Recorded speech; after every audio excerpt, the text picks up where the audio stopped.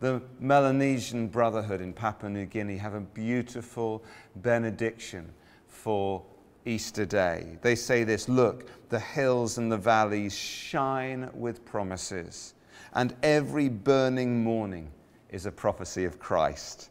He is coming to raise, forgive, and to heal. Open wide your lives and forever love, not fear, those you meet. It's Easter Day.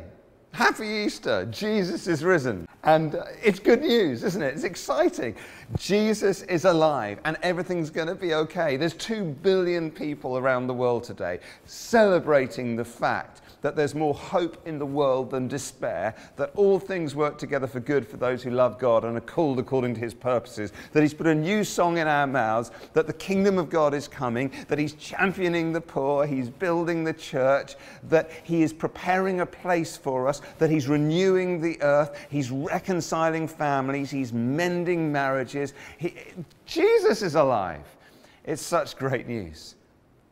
And the 2 billion of us celebrating this today can be traced right back down 2,000 years and concentric circles to this one intimate encounter between Jesus and Mary, the first sighting of the risen Jesus. And what a sighting it is.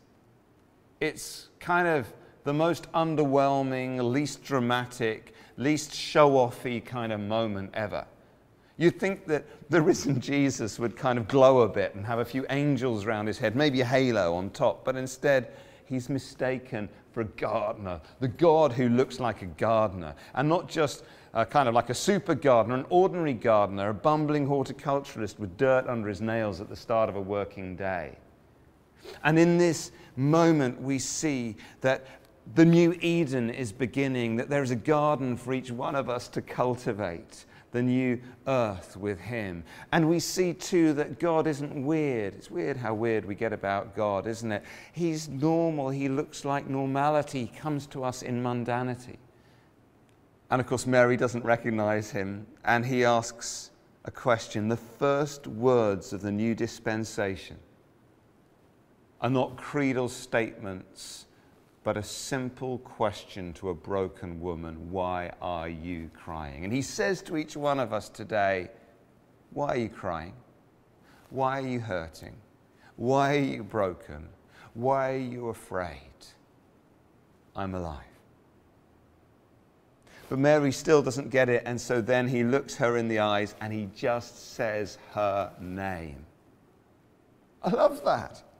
He's not there going, don't you know who I am, like some A-list Hollywood celebrity. He's not that interested in whether she knows his name. He knows her name, and he says, Mary, and all the lights go on, and world history changes. What would it be like if every Christian in the world today truly understood that God knows our names? That he cares about our tears, and that he has chosen to reveal himself to us.